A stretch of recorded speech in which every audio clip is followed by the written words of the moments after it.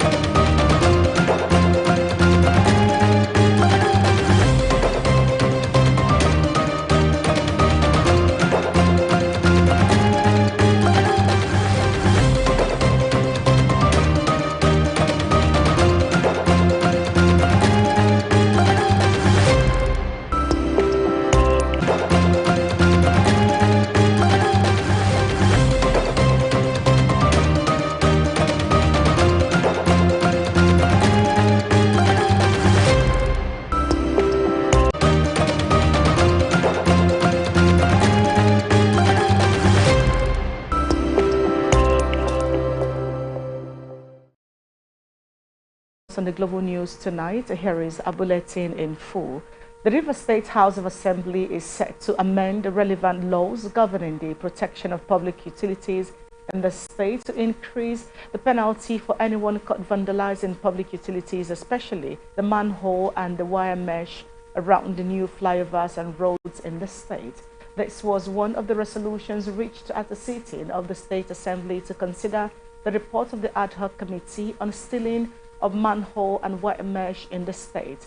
Other resolutions include writing the state governor to constitute the Public Utilities Protection Committee as enshrined in the State Public Works Protection Law number 9 of 2012 and to set up task force in the 23 local government areas for the protection of public utilities. Speaker of the State House of Assembly, Mr. Martin Amewule, who presided proceedings, commended the work of the ad hoc committee and described the activities of vandals in the state as unacceptable. Chairman of the ad hoc committee, Mr. Victor Okojambo, said about 16 recommendations in the report were as a result of what consultations with the various bodies, including Scrap and Metal Dealers Association in the state and Ikoku spare part dealers. He spoke further on how to curb the menace. The House, which had adjourned sitting to Wednesday, 2nd August, warned that it will ensure that those who destroy public utilities in the state are made to face the full consequences of their actions. There was palpable panic in the parts of River State as residents recovered 3 lifeless bodies, 2 males and a female, at 2 different locations in Port Harcourt. 2 dead males were seen around Obirikwiri area of Obiakpo local government area, while the female was found around Road 1, Royal Estate, Rumaholu, in the same LGA. Residents of the area were thrown into panic following the discoveries as they questioned the reason for the deaths. Between Friday and Sunday, Mr. Christopher disclosed that one of the bodies on Obirikwiri looked like that of a lunatic, while the other looked like one who was run over by a hit-and-run driver. When contacted, the public relations officer of the State Police Command, SP Grace Iringekoko, is superintendent of police, said the body of the woman at Royal Estate is suspected to have been crushed by a hit-and-run driver. The governor of Akwa Ibom State, Pastor Umar Eno, has cautioned National Youth Service Corps members posted in the state against engaging in activities that would offend the sensibilities of their host communities. The governor stated this on Tuesday during the official closing ceremony of 2023 Batch B Stream 1 Corps members at the NYC camp Got Itie Udong in Nsit, Atai local government area. Eno, who was represented by the Emmanuel Akpabio, Director of Youth Development in the Ministry of Youth and Sports, admonished them to guard their minds against negative narratives that will not promote unity and development, while assuring them of his commitment to maintaining their welfare, and urged the court members to make a mark in their community development service program during their 1 year stay in the state, even as he promised to intervene in giving the orientation camp effect slaves. Earlier in her address, NYSC State Coordinator Mrs. Chinyere Ekwe urged court members to build on the skills acquired from the Skills Acquisition and Entrepreneurship Development Program to empower themselves and become self-reliant. The House of Representatives has urged the federal government to intervene urgently in tackling the gully erosion ravaging Ikuta and Ekeye communities in Oron and Okobo local government areas of Akwa Ibom State. This was part of the motion moved during plenary by Honorable Martins Esin, the member representing Oron, Mbo, Okobo, Udong, Urko, Urwe, Ofong, Oruke at the House of Representatives. The House, presided over by the Deputy Speaker, Right Honorable Benjamin Carlo, mandated the Ecological Fund Office and related agencies and committee to carry out an impact assessment of the affected communities for a remediation plan that would stem the tide of gully erosion in the affected areas. The House also urged the National Emergency Management Agency to immediately send relief materials and also provide temporary homes to the victims of the menace of gully erosion as a palliative measure to ameliorate their plight.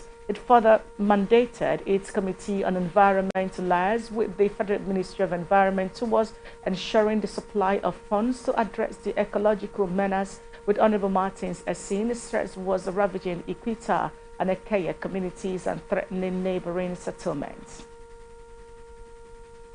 The Abia State Commissioner for Education, Professor Uche Uche has held a special meeting in Umuahia with critical stakeholders aimed at strengthening education in the state. During the meeting, which was attended by leaders of the Association of Primary School Head Teachers of Nigeria, All Nigerian Confederation of Principals of Secondary Schools, and National Association of Operators of Private Schools, Abia State chapters, the Commissioner revealed the state government plans to launch the Reclaim Our Schools initiative. According to the Commissioner, the days of existence of substandard schools in Abia are over, as the new administration is out to maintain zero tolerance for the operation of substandard schools, even as she stated that dilapidated public schools across the state would be rehabilitated to provide Abia children with conducive learning environments. Professor Eme Uche disclosed that a rehabilitated public schools in the state would be handed over to the host communities of such schools, explaining that the measure would ensure effective management and security of rehabilitated structures. Professor Eme Uche stressed that there will be a drastic review and re-accreditation of private schools in the state to meet the established standard and charge education stakeholders to heed the clarion call.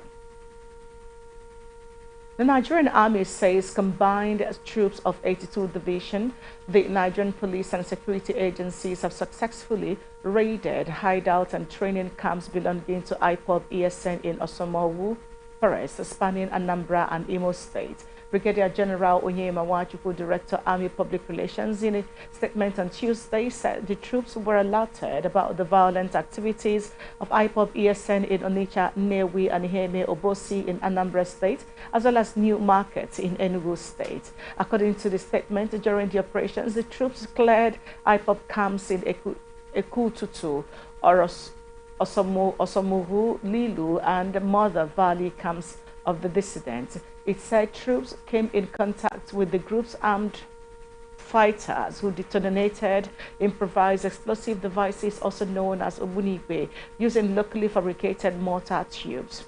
The statement encouraged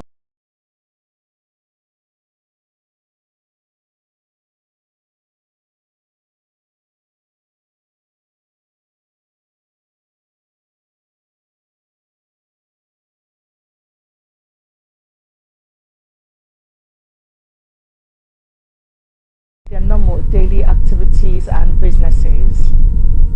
The kidnapped Anambra State-based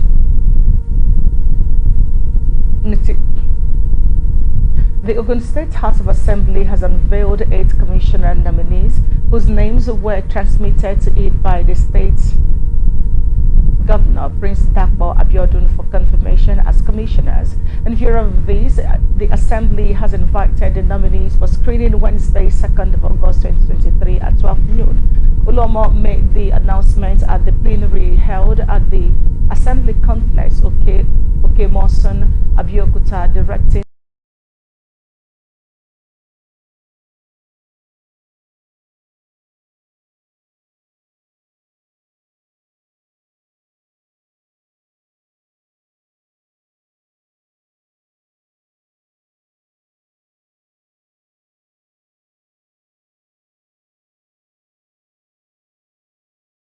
Abu Oluwasina Olarinwaju Ogungbade, Olaolu Olabimtan, and Jagunmola Akande Omoniyi and Hamzat Ganiyu. 2 persons have reportedly been arrested at the scene of demolition that is ongoing in the Oroshoki area of Lagos. One of the arrested persons, Ogunlami Opeyemi, shared a video of himself alongside another man in a vehicle of the Lagos State Task Force. A source in the area, identified simply as Damo, said the 2 men were arrested while addressing the people, majorly victims of the demolition, who gathered at the scene. When contacted, the State Police Public Relations Officer Benjamin Hundayin said that he did not have details of the incident at the moment. It was gathered that residents, including children and women, were rendered homeless following the demolition that began last week Monday in the area by the state task force. A chopper has crashed in the Oba Akran area in Ikeja, Lagos State. The spokesman for the Nigerian Safety Investigation Bureau, Tunji Oketunbi, confirmed the development to newsmen on Tuesday. Also, an official of the Lagos State Emergency Management Agency said the chopper burst into flames when the incident happened. National Emergency Management Agency also confirmed the report, saying that 2 persons were on board the ill-fated chopper.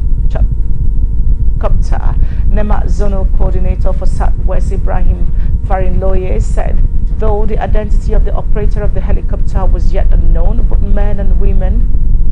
men were rescued alive. The Federal High Court in Lagos has granted the suspended Central Bank of Nigeria Governor Godwin Emefiele leave to serve the Director General, Department of State Services, Yusuf Bachi, court admitting him to bail and directing his remand in the custody of the Nigerian Correctional Service. Justice Nicholas Oweibo granted the order Tuesday following an expert application moved by the Emefiele's counsel, Mrs. Ogonnaya Sonoga. The court on July 25, 2023 granted the bank chief 20 million naira bail and ordered that he should be remanded at the correctional facility in Ikoyi Center after he was arraigned on charges of illegal possession of firearms and ammunition. He pleaded not guilty to the charge. He was rearrested shortly after by DSS on the court's premises. The Adamawa State Fire Service has confirmed that 14 shops were affected when a night fire gutted the main market in Yola Town, Yola South local government area. The market had been hit by the fire on the night of Monday when a dusk-to-dawn curfew imposed on the state earlier on Sunday was enforced. The director of Anambra Fire Service, Abdullahi Adamu, that his station with reinforcement from federal and private sister fire services succeeded in stopping the inferno from destroying more shops. According to the chief of firefighter, the fire started as a result of a gas explosion at a restaurant in the market. While responding to the fire incident, the state governor Amadu Fintri paid a sympathy visit to the market where he announced a donation of 5 million naira. The governor, who visited 10 shops regarded as being worst affected, said the owners of each of the 10 would be assisted with 500,000 naira to restock and continue with their businesses. The Niger State Police Command has nabbed at least 9 suspects allegedly specialized in attacking and robbing trucks along the highways in Tafa local government area of the state. It was gathered that the suspects specialize in targeting and monitoring faulty loaded trucks, especially along Abuja Kaduna Kefi Jos Road, Nasrawa, Akwanga and Mina Suleja Road. Confirming the developments, the State Police Command, through the Public Relations Officer Wasiu Abiodun in Mina, said their arrest was made possible through intelligence gathered by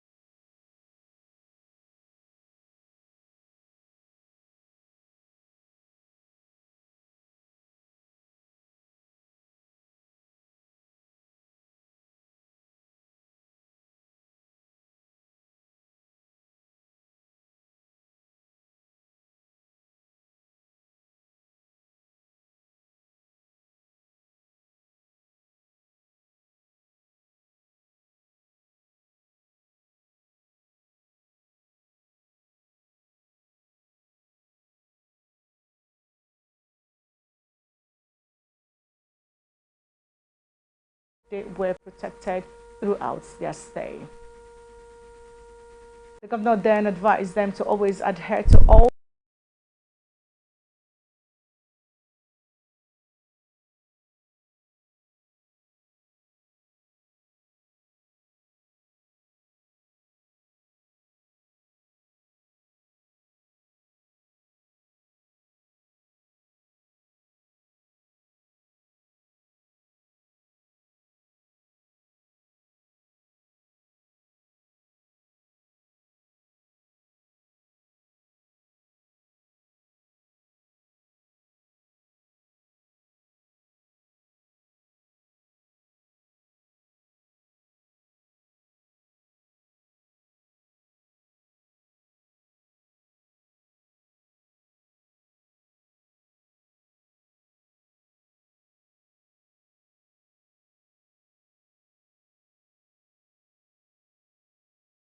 only final year students of tertiary schools. The governor had raised the bursary award from the age-long of 5,000 naira to 10,000 naira for final year students. The special support will be coordinated by a government committee to be headed by Professor Shehu Rahim Adaramaja, chairman of the Kwara State Universal Basic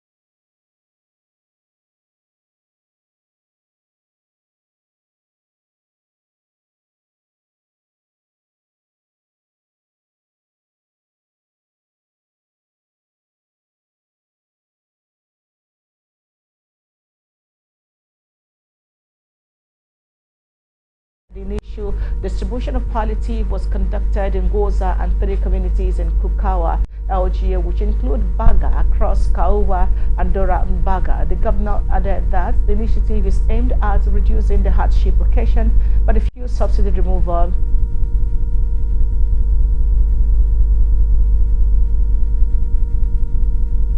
for the average of 300,000 most vulnerable families. Under the initiative, each eligible beneficiary receives 5,000 naira cash, a bag of rice, a bag of beans, and one wrapper for women. Zulum emphasized that his administration will prioritize the welfare of the people and ensure that all measures are put in place to alleviate the hardship faced by the citizens.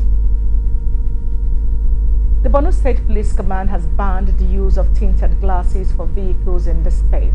In a statement, the spokesperson of the command, Kamiludin Sani, Borno Police spokesperson, also said the use of covered number plates has also been barred in the state. Sani said the command has observed that vehicle owners use tinted vehicle glasses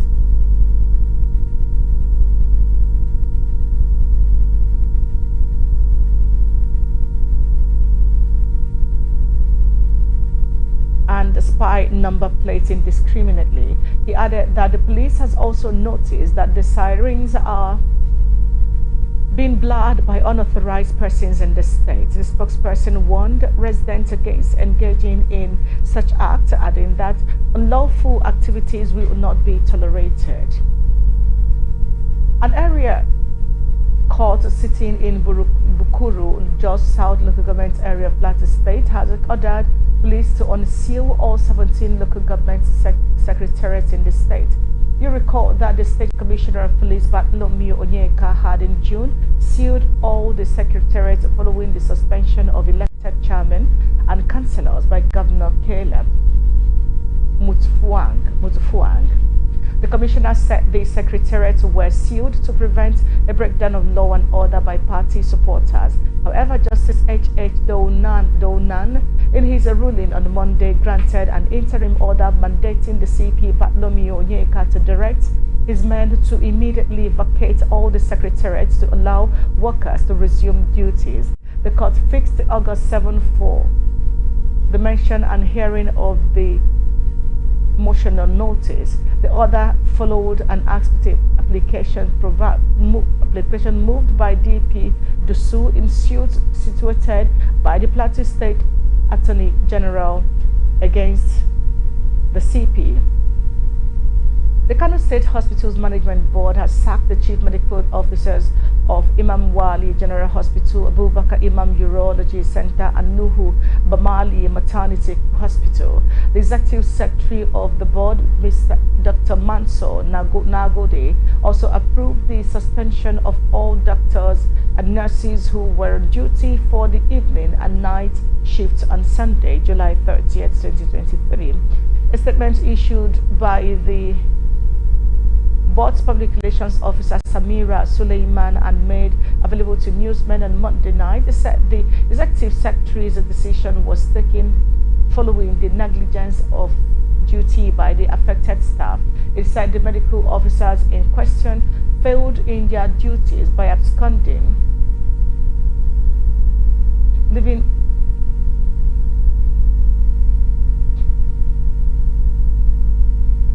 He enjoined other hospitals to buckle up and facilities as all facilities would be monitored closely to revive the health sector of the states for effective delivery to the people. Following wave of airstrikes by conducted NAP fighter aircrafts under Operation Hadarin Daji in the northwest on Sunday and Monday, scores of bandits terrorizing citizens in Zamfara and Katsina states have been neutralized and their hidden camps destroyed. The military sources confirmed on Tuesday that the airstrikes were conducted in various locations in Zumi, Safe, Faskari, and Jibia local governments areas in Zamfara and Katsina states. According to a source privy with the operations, the strikes were conducted following credible intelligence of the whereabouts of terrorist kingpin Dan Karami, known for collaborating with other kingpins in the area to carry out violent attacks on some communities in Zami, LGA. The source further revealed that footages of the airstrikes revealed several terrorists on 8 motorcycles as well as herds of cattle heading towards a hidden camp in the bushes which was subsequently acquired and attacked. In a move to restore the glory of Katsina education sector, Governor Diko Umaru Rada has approved the splitting of the State Ministry of Education. The governor's spokesperson, who disclosed this in a press statement on Tuesday, said the move will provide for two independent ministries, which are the Ministry of Higher Education, Technical and Vocational, and the Ministry of Basic Secondary Education. The Katsina State Governor confirmed the development while receiving the management of staff of Umaru Musa Yaradua University, led by its Vice Chancellor Professor Shehu Salihu Muhammad, who paid him a courtesy call at the government house. Mal Diko Rada said the measure was in realization of the importance of higher institutions of learning and the volume of activities going on now at the State Ministry of Education. He emphasized that splitting the Education Ministry was also intended to make smooth and effective the delivery of productive knowledge at higher institutions in Katsina. Earlier, Professor Salihu Muhammad told Governor Rada that 4 courses that were earlier introduced at their institutions are still awaiting accreditation, saying that 17 more academic programs will soon be introduced. As a national body of the Nigerian Labour Congress sets to embark on nationwide strike Wednesday over the nation's grievances, the Zamfara State chapter of the union announced its readiness to join the planned strike action. Addressing journalists shortly after the ESCO meeting with the NLC Secretariat in Gusau on Tuesday, the State Labour Chairman, Comrade Sani Haliru Korea, said the current situation of the country is worrisome and has inflicted serious injury on the citizens of the country. Korea stated that the NLC has no option than to embark on strike considering the present situation that is happening in the country where citizens is facing serious difficulty in life. The NLC state chairman therefore called on people in the state, particularly the workers, to comply with the planned nationwide strike scheduled on Wednesday. You're watching the Global News on Atlantic Television Network. We'll be back after this.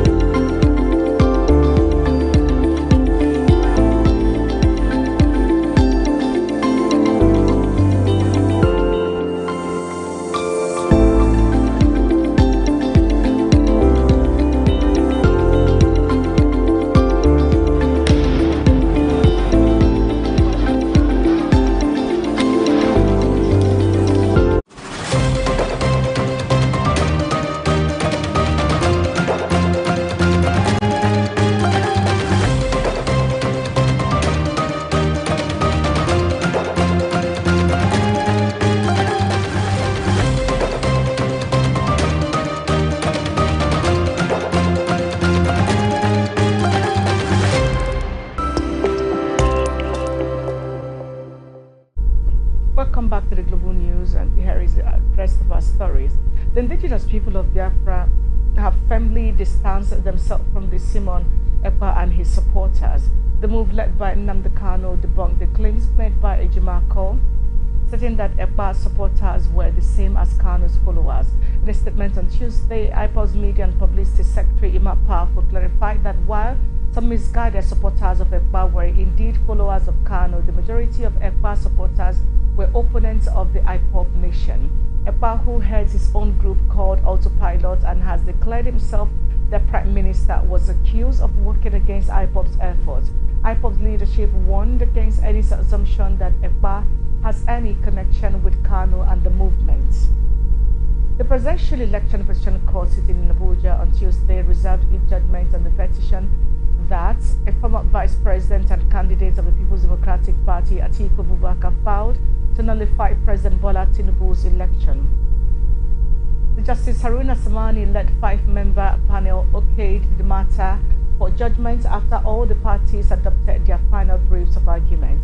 While adopting their final written address, Atiku and the PDP, through their team of lawyers led by Chris Uche, urged the court to declare that President Tinubu was not qualified to contest the presidential poll and that held on February 25th. Alternatively, the petitioners urged the court to nullify the entire outcome of the presidential election and order a rerun of fresh contests. Likewise, President Tinubu's team, led by Chief Wole Olanipekun, argued that the petitioners failed to establish why the presidential election should be nullified. After it had listened to all the parties, the Justice Samani-led panel adjourned the matter for judgment. The court said it would communicate the judgment date to all the parties.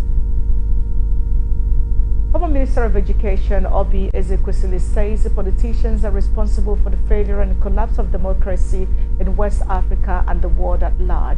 She disclosed this via her Twitter handles while speaking on Atlantic Television Network Open Conversation. A socio-political analyst, Frank Enawoji, cited the impact of people's-oriented policies as a solution to social, economic, and national stability. They will loot the public treasury, take it out to Dubai, to UK, to US, and before you know, like those who are going to become ministers now, they have already making effort to see which countries in the world would they take our money to.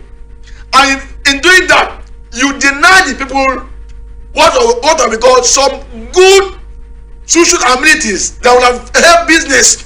See, I listened to Mr. President yesterday. He didn't talk about GDP. Yes, there is no need to talk about GDP. GDP will automatically rise when the people are favored and working hard, like this set of power. The analyst further called for more infrastructural and industrial investment in Nigeria. If we have constant power supply in Nigeria, our GDP will rise. Today we have what we call Nigerians called epileptic power supply. But in other parts of the world, that is not done. Like she said, because they said, they know the problem. Even what happened in Nigeria, how many politicians told the hosted president that what you are doing in your country is bad, don't do it. They kept quiet. How will the people be clapping hands when military take over? Acting Comptroller General of the Nigerian Customs Service, Adewale Adeniyi, has decorated the newly appointed management team of the service. In a statement on Tuesday, Adeniyi charged the decorated management team members to redouble their commitment and dedication to the success of the service. The President Bola Tinubu had last week approved the appointment of 6 new management members of the Nigerian Customs Service. However, Adeniyi in the statement said the appointment of the 3 Deputy Controllers General and 3 Assistant Controllers General were due to their exemplary dedication and commitment to service. Adeniyi, while decorating the officers, charged them to heighten their devotion and determination in promoting the Nigerian Customs Service. Deputy Comptroller General of the Customs, Festus Okun, In his vote of thanks on behalf of the newly appointed members, expressed his appreciation to President Tinubu for the unwavering belief in their capabilities. The Northern Elders Forum has urged President Bola Ahmed Tinubu to roll out palliatives promised citizens to cushion the effect of fuel subsidy.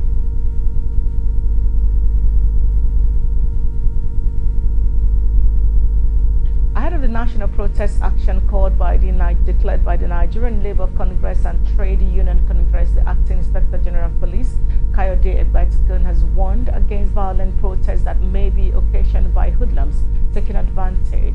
He said the warning was due to the previous ugly experiences of such protests in most major cosmopolitan cities in the country. First Public Relations Officer ASQ Olumuyiwa Adejobi made this known in a statement on Tuesday.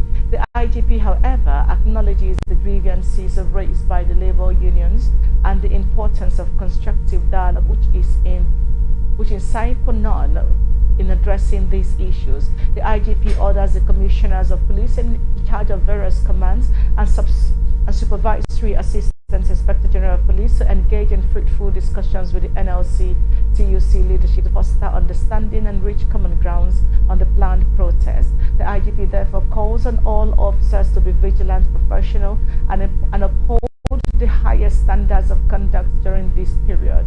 The police boss urges all stakeholders, including the NLC TUC and other civil society groups, to embrace peaceful dialogue as the most effective means of resolving grievances.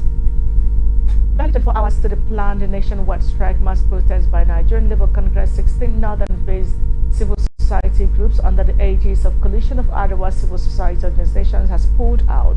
The CSO's reason that the indefinite strike action would damage the fragile economy and cause more hardship to ordinary citizens. The NLC had given the federal government a 7-day ultimatum with the threat of a nationwide strike scheduled to commence on Wednesday, August 2nd, 2023, and directed all its affiliates and civil society groups across 36 states of the Federation to mobilize workers and Nigerians for a long-lasting strike should the government fail to meet its demands. The CSOs in a statement noted that after critical study of the disadvantages and overall consequences on the masses, it decided to pull out immediately and asked the labor unions and federal government to rather embrace dialogue on mitigating measures. In a statement signed by the chairman and secretary of the Arewa Coalition, Comrade Ibrahim Suleiman Dogo and Comrade Friday Luka Dalong, stated that the decision to pull out was basically because the planned strike action was not the best way to resolve problems emerging from current harsh economic conditions caused by the removal of fuel subsidy. President Bola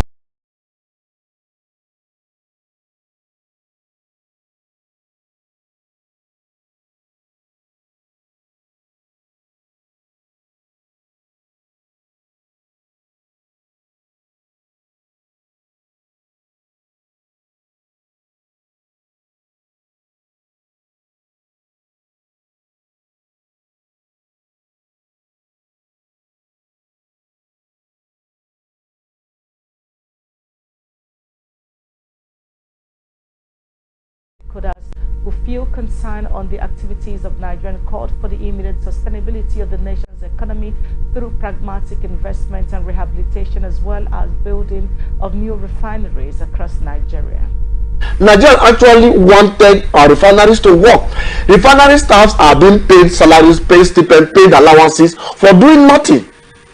And we had university lecturers that went on strike, and you say no work, no pay.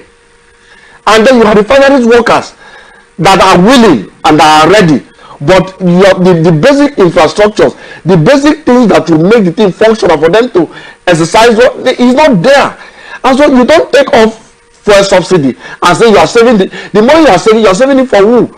Now the subsidy that was going into individual pockets, this other one that is saved from the subsidy, where is it going to? Well, we are not aware of any particular infrastructure that this money has been channeled into.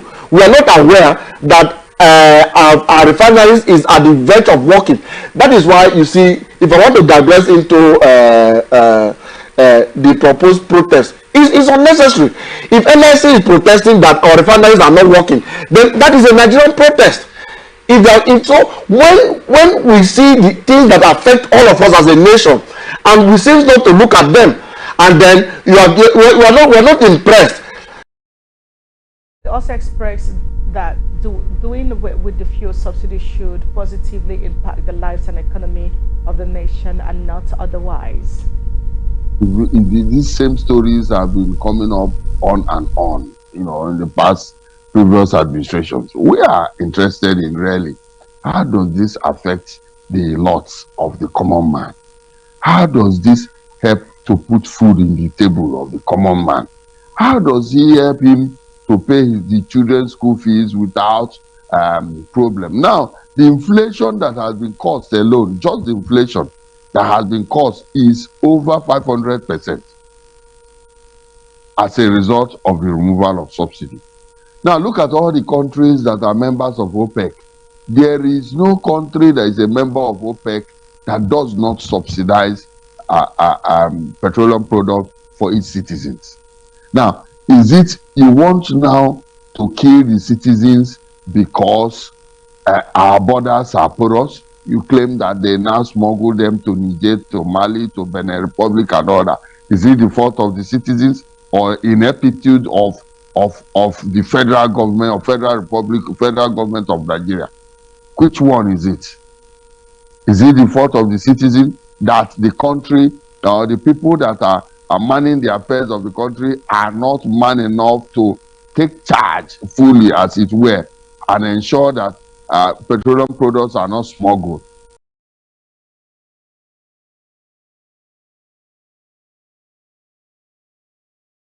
People's Democratic Party has dismissed the nationwide broadcast by President Bola Tinubu as a bag of empty propagandist promises aimed at diverting attention from its lack of preparation for the task of governance. National Publicity Secretary of the party, Honorable Debo Ologunagba, said this at an ongoing media conference in Abuja. He explained that the broadcast was a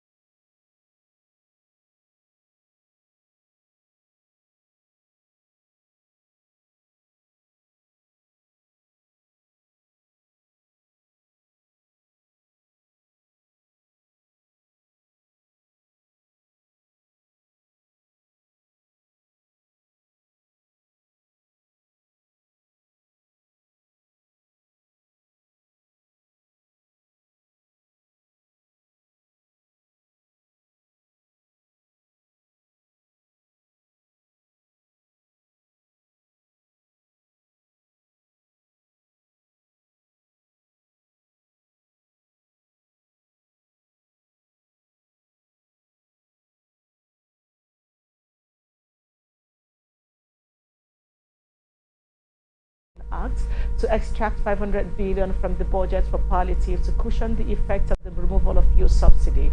The spokesperson stressed that the integrated interventions would stimulate economic productivity, boost agriculture production, create jobs, and improve living conditions. The Senate has directed the Comptroller General of the Nigerian Customs Service and the National Security Advisor to lift the subsisting restriction order placed on the supply of petroleum products to border communities. It argued that fuel subsidy removal by the federal government has substantially put paid to the smuggling of the product and therefore should be allowed to circulate freely without restrictions. The Red Chamber urged the offices of the Comptroller General and NSA to intensify preventive and enforcement measures to combat smuggling of all kinds in the country. The resolutions follow the consideration of a motion to that effect by Senator Solomon Adeola, APC Ogun West, on Tuesday at the plenary. Senator Adeola, while leading the debate on the motion, informed his colleagues that the federal government had on November 6, 2019, through the Comptroller General of Customs, directed that no petroleum products are permitted to be discharged in any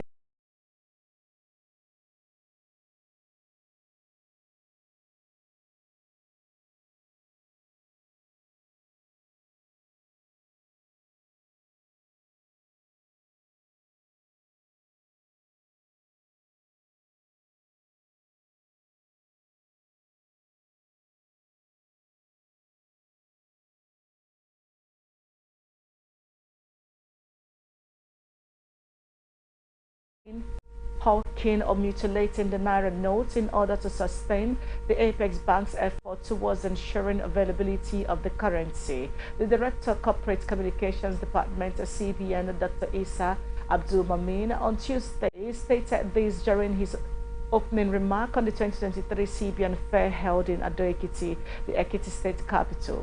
He added that the event was also set to sensitize the public on various modern payment infrastructures for ease of business transactions through mobile wallet electronic payments known as e-Naira, while soliciting the support and cooperation of stakeholders to partake in the mission to return Nigeria to the path of greatness. He urged Nigerians to keep the Naira clean and see e-Naira as a protected modern way of electronic payments. The Manufacturers Association of Nigeria has commended the promise by President Bola Tinubu to set aside 75 billion naira over the next 8 months to boost the manufacturing sector, among other plans to cushion the effects of the fuel subsidy removal on Nigerians.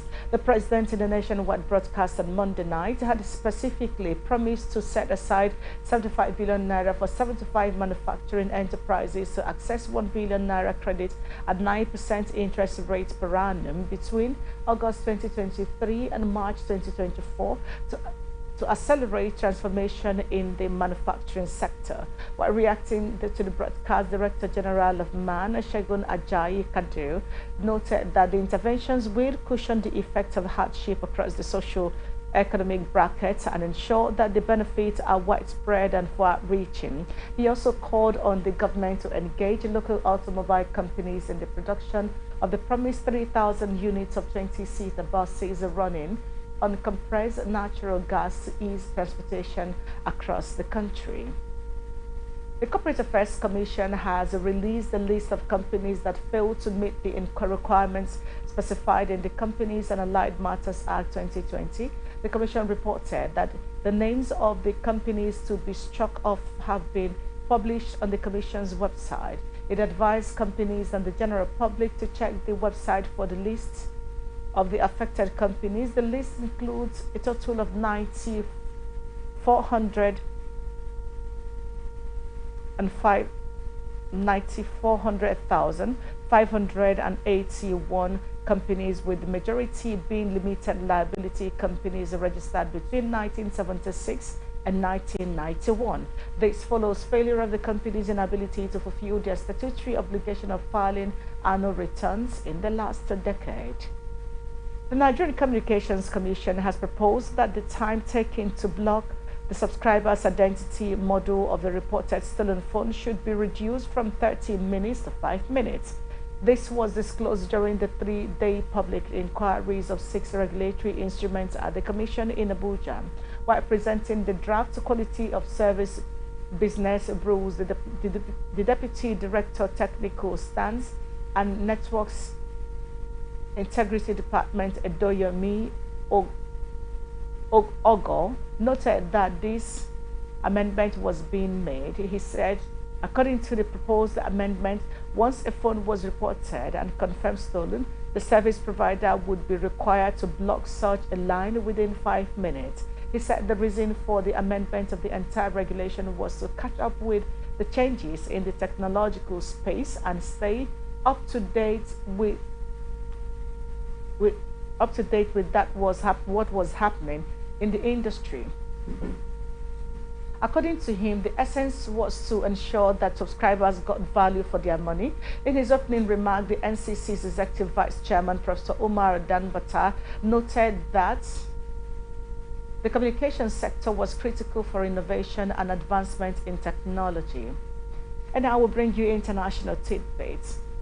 France has begun evacuating its nationals from Niger after a coup last week toppled the country's pro-Western leader. According to the Foreign Ministry, the decision to move citizens out was prompted by the attacks on the French embassy in Niamey and the closure of Niger's airspace, which made regular departures impossible. The ministry said in a statement that France had earlier on Tuesday said that it was preparing an evacuation in the face of a deteriorating security situation in Niamey, but gave no time frame. There are an estimated 600 French nationals in Niger, not counting visiting tourists or French residents currently outside the country. The Foreign Ministry said France was also offering to evacuate other European nationals. The United States has sanctioned 20 citizens of Maldives for their ties to Islamic State group, including one man accused of trying to assassinate former President Mohammed Nasheed. The U.S. Department of Treasury said Abdullah Ali Manik, currently in custody over the unsuccessful 2021 attack, has several links to terror plots in the upmarket tourist hotspot. New sanctions unveiled also identified Manik as an associate of now IS recruiter Mohammed Amin, who was himself sanctioned by the U.S. in 2019. Amin is known to have sent dozens of Moldavians to fight in Syria and was the main suspect in 2007 bomb attack at a public park that wounded Chinese tourists. The U.S. statement said 29 companies made linked to the lucrative tourism industry in the archipelago were also sanctioned over their links to IS operatives. At least 20 people were killed and 19 were missing after heavy rains lashed Beijing and surrounding provinces and downpours that have submerged roads and deluged neighborhoods with mud. Storm Doksuri, a former super typhoon, swept northwards over China after hitting southern Fujian province following its battering of the Philippines. Heavy rains began pummeling the capital and surrounding areas on Saturday, with nearly the average rainfall for the entire month of July dumped on Beijing in just 40 hours. On Tuesday, reports said that the rains had killed at least 11 people in Beijing, 2 of whom were workers killed on duty during rescue and relief. 13 people were still missing, but another 14 had been found safe. Iran has declared a 2-day holiday for government workers and banks nationwide as searing in temperatures sweep across the country. The decision came after the Meteorological Office forecast temperatures exceeding 40 degrees Celsius in many cities and nearly 50 degrees Celsius in the southwest. The government spokesman Ali Badori Jarumi said the cabinet agreed to the health ministry proposal to declare Wednesday and Thursday public holidays all over the country to protect public health.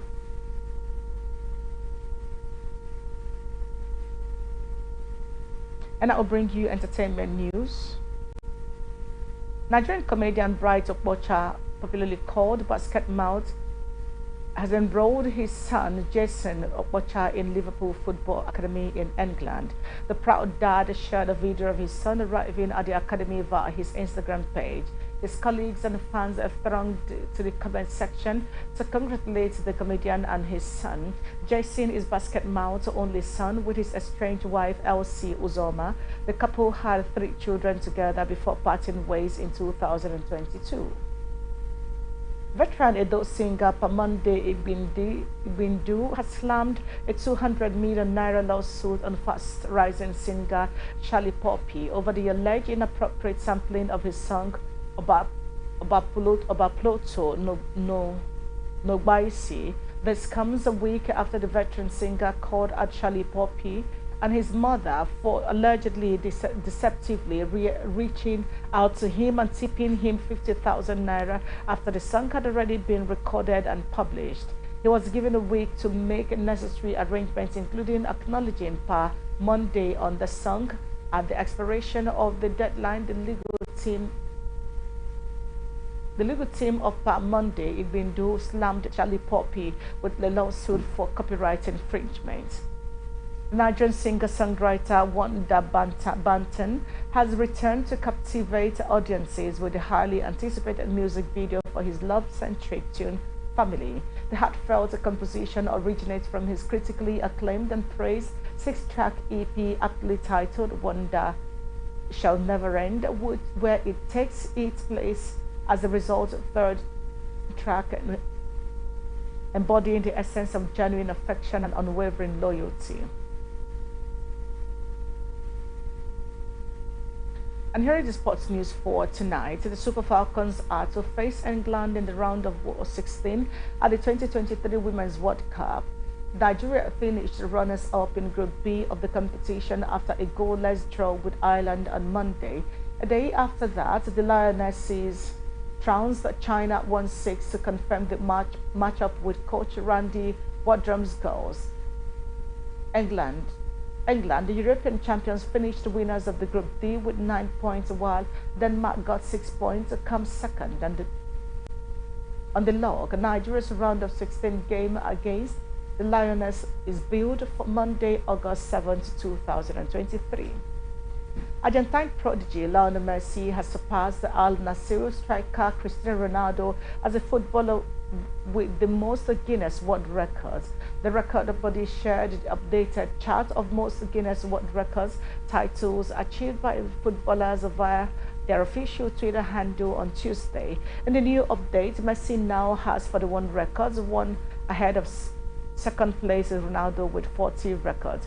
Robert Lewandowski 9, Kylian Mbappe 5, and Neymar 4 completes the top 5. Former Barcelona and Brazil right back Dani Alves is set to face trial in a Spanish court following investigations into the sexual assault accusations against him. The 40-year-old has been in custody since he was accused of molesting a young woman in the bathroom of a nightclub in December 2022. Investigations concluded by the judge showed that there is evidence against Alves of wrongdoing, although he has denied the accusations and said his accuser consented to what happened.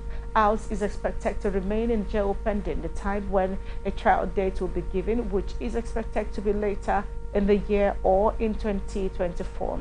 Also, applications for bail by his lawyers have been rejected more than twice, as he is considered a flight risk despite assurances from his lawyers that he will turn in his passport and wear a tracking device if granted bail.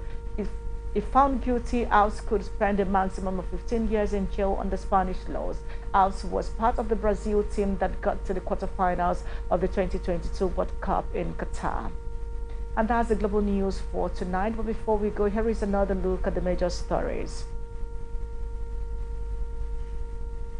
River State Assembly to amend laws on public utilities. IPOB disowns Simon Ekpa over sit-at-home order. Court reserves a judgment on Atiku's petition against Tinubu. CBN warns against mutilating Naira notes. France begins evacuation of citizens from Niger. Singer Ibindu slams 200 million lawsuit against Charlie Poppy. Messi becomes footballer with most record titles. I'm Vivian Douglas. Thank you for watching. You can follow us on our social media handles on Twitter, on X.